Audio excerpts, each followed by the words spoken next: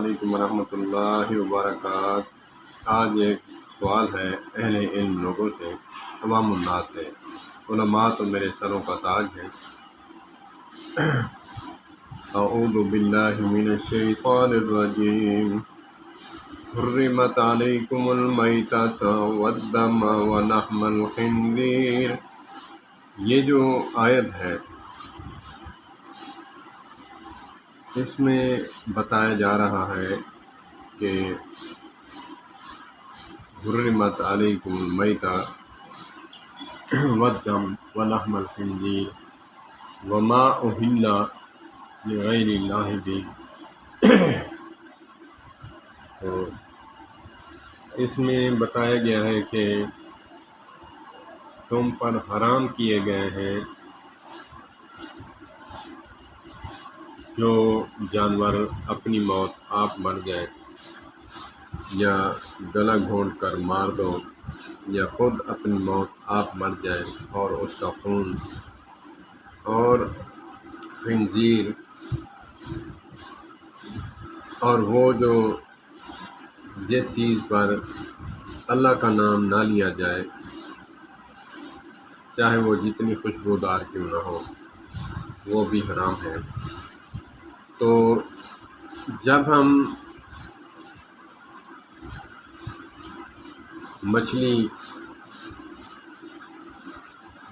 دریا سے یا پانی سے نکالتے ہیں، کیا اس کو اللہ کا نام اس پر لیتے ہیں؟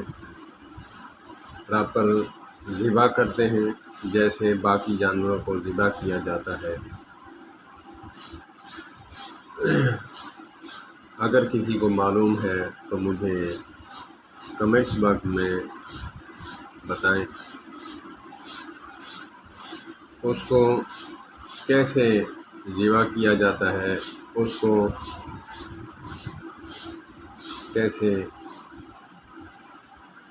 بسم اللہ پڑھ کے ذبح کیا جاتا ہے، یا پھر باہر نکالا، مر گئی، پھر کھایا جاتا ہے؟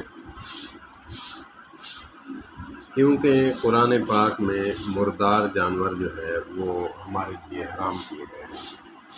مچھلی بھی تو پھر اگر پانی سے باہر نکلتی ہے تو وہ مر جاتی ہے، تو پھر اس کا کیا حکم ہے؟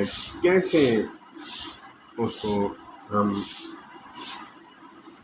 پھر آپ کہیں گے یہ بعد میں باتیں ہوں گی، ساری باتیں میں بتا دوں تو پھر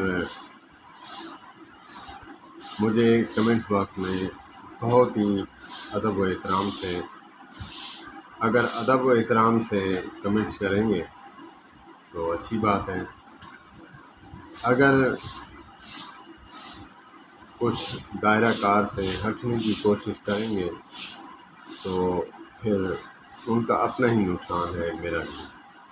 والسلام علیکم ورحمۃ اللہ۔